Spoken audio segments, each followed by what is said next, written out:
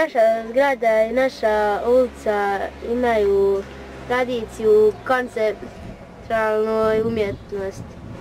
Zato se mi bavimo takvom umjetnošću.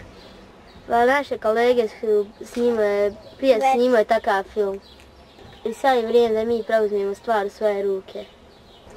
Ja ću svome drugu Arsanu pomoći oko konceptualnog umjetka.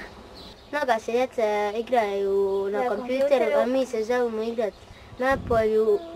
Pošto se oko nas sve mijenja, mi ćemo po ovim hramova napraviti nove slike.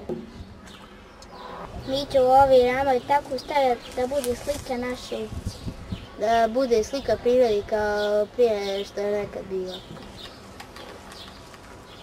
Ovako treba da izgleda pravo drvo i lišće.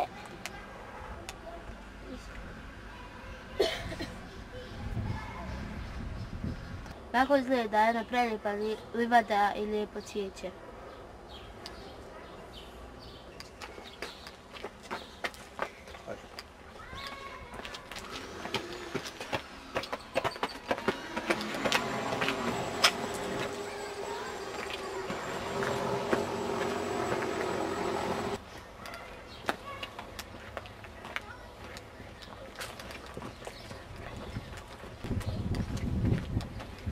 Ovako izgleda jedna kuća kao stara dobra vremena.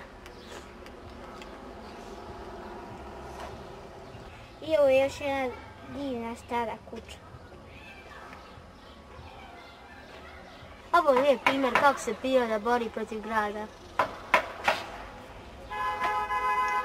Ovo je još jedan lijep primjer kako se priroda bori protiv grada.